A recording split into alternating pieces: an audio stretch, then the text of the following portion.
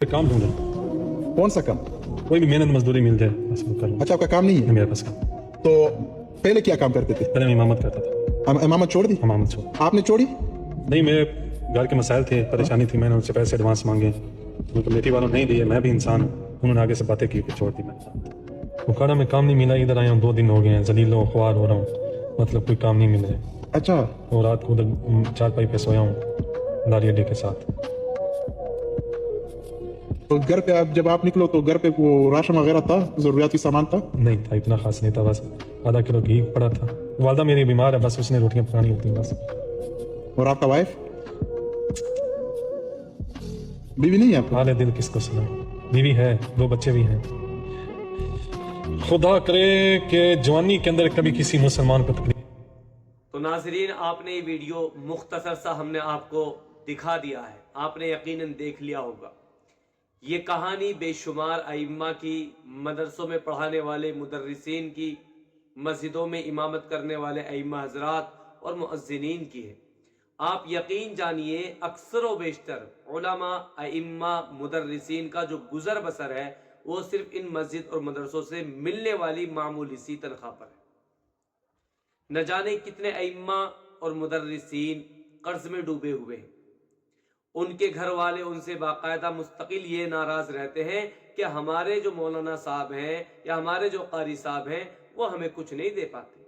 अब आप ईमानदारी से बताइए, जिस इमाम के पास 2-3 बच्चे हों, अपनी बीवी हो, खुद अपने ज़ाती अखराजात हो, फ़ोन हो और उसके पास गाड़ी भी हो, इन तमाम चीज़ों के अखराजात एक आम से आम बंदे के, इंसान के कितने बैठ जाते हैं।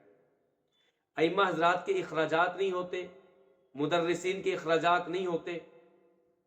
बहुत सारी मसाजिदों में सिर्फ और सिर्फ 10,000 से लेकर 12,000 बिल्कुल सबसे लास्ट जो तनख्वाह इमाम हजरात की वो 12,000 है। और अगर कहीं 12,000 से ज्यादा भी है इमाम की तनख्वाह तो वहां पर बाकायदा इमाम के खर्चात खुद अपने हैं, नाश्ता अपना है, दूध अपना है, खाना अपना है, और दीगर अखराजात जैसे मेहमान आ गया उसकी अखराजात, बच्चा बीमार हो गया उसके अखराजात, कोई परेशानी आ गई उसके अखराजात, वो सिर्फ और सिर्फ अपने ज़ाती होते हैं। और बाद जगहों पर तो सिर्फ रमज़ानुल मुबारक के मुबारक मौके पर, जबकि कुरान शरीफ भी इमाम साहब ही सुनाते हैं, पूरे साल खिदमत करते हैं, सारे काम इमाम हजरात करते हैं, लेकिन बड़ा मामूली सा तोहफा या हदिया देते हैं और बाज़ हजरात उस पर भी नखरे करते हैं। बाज़ जगहों की तो रिपोर्ट है कि 10 से 15,000 रुपए सिर्फ साल में एक मरतबा जो मस्जिद की तरफ से इमाम साहब को हदिया मिलता है वो 10 से 15,000 रुपए का होता है, और वो 10-12,000 रुपए की तनख्वाह होती है। तो ये एक कारगुजारी है, सिर्फ ये तो एक कारगुजारी वो है जो सोशल मीडिया पर वायरल हो गई है, वरना तो हजारों इमाम हजरात अपनी खुददारी की वजह से, अपने ज़मीर की वजह से इस हकाइक को, इस हकीकत को सामने भी नहीं ला पाते।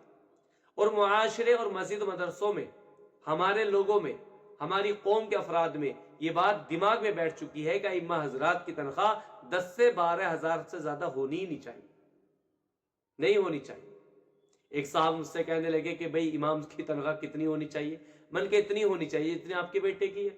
उनके बेटे थे एक सरकारी टीचर, उनकी तनख्वाह तकरीबन 47,000 रुपए। अब आप अंदाजा लगाइए कि जिस मुतवल्ली है, जिस जिम्मेदार के औलाद 47 या 45,000 रुपए मंथली कमा रही है, और वो इमाम की साल में 1,000 रुपए तनख्वाह बढ़ाते हुआ अलकसा रहा हो, और वहां पर मस्जिद की गुर्बत, महल्ले की गुर्बत, गांव के हालात, महल्ले वालों के हालात गिना रहा हो इमाम साहब के सामने, जो सिर्फ चंदे से तनख्वाह दी जाती है, न चंदे से तनख्वाह दी जाती है। वो अपने बेटे के लिए इतनी अजीम और इतनी ऊंची नौकरी चाहता है कि उसके बच्चे को नौकरी में तकरीबन 40 से 50,000 रुपए मिले, लेकिन इमाम साहब को 10 से 12,000 रुपए देना मुश्किल हो जाता है। ये बहुत सारी जगहों की कारगुजारी। अल्हम्दुलिल्लाह फिलहाल मैं जिस जगह पर इमामत कर रहा हूँ, मेरी तनख्वाह किसी हद तक बेहतर है। मैं ये तो नहीं कहता कि बहुत अच्छी है, बस बेहतर कह सकता हूँ कि अल्लाह का शुक्र है, गुजर बसर हो रहा। वैसे तो अल्लाह का शुक्र सबके साथ ही है, और अल्लाह के शुक्र ही की वजह से गुजर बसर हो रहा।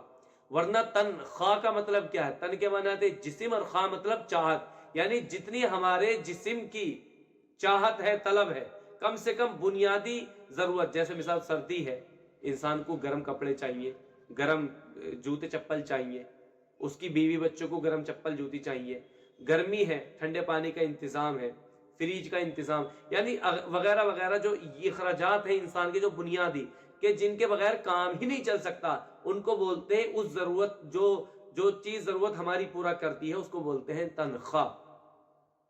تو میں بس اتنی ہی درخواست کروں گا اس ویڈیو کے مادھیم سے، اتنی ہی اپیل کروں گا مسجدوں کے متولیان حضرات سے، ذمہ دار حضرات سے، مدرسے کی کمیٹی کے حضرات سے کہ زیادہ سے زیادہ آپ اپنے ائمہ اور مدرسین کا خیال رکھیں، ان کی تنخواہوں میں اضافہ کریں۔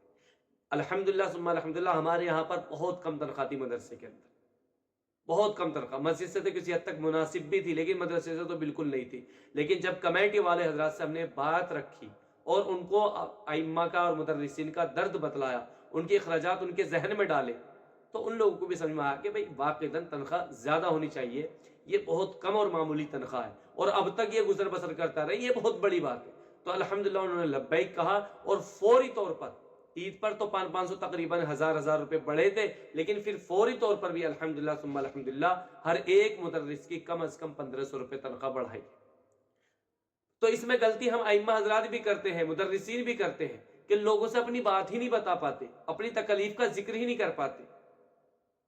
اللہ سے مانگے، یقیناً اللہ سے مانگے، توکل اللہ کی ذات پر ہو، بھروسہ اللہ کی ذات پر ہو، لیکن اسباب وسائل کے دائرے میں جہاں آپ ملازمت کر رہے ہیں، جہاں آپ نوکری کر رہے ہیں، جہاں آپ ڈیوٹی انجام دے رہے ہیں، جہاں مستقل آپ 24 گھنٹے دے رہے ہیں، دل ہی دل میں آپ چڑ رہے ہیں، کڑ رہے ہیں، پریشان ہیں، مجبور ہیں، حالات سے دوچار ہیں، لیکن اس کے باوجود آپ اپنی پریشانی کا حل نہیں رکھ رہے، آپ اپنی واجبی تنخواہ نہیں لے رہے، آپ اپنی واجبی مزدوری نہیں لے رہے، تو یہ بھی ایک طرح کا میں سمجھتا ہوں کہ اپنے اوپر ظلم ہے۔ ہاں اگر آپ کے باقی اخراجات بہت اچھی طریقے سے آپ کے گھر والوں کے، آپ کے بیوی بچوں کے اچھی طریقے سے سائٹ سے ہو رہے ہیں، جائز طریقے سے ہو رہے ہیں، بغیر کسی پریشانی کے ہو رہے ہیں، تو ثم الحمدللہ آپ مفت میں کیا امامت کریے، مفت میں آپ مؤذنی کیجئے، آپ فی سبیل اللہ مدرسی کیجئے، یہ بہت نور و علی نور بات ہو جائے گی۔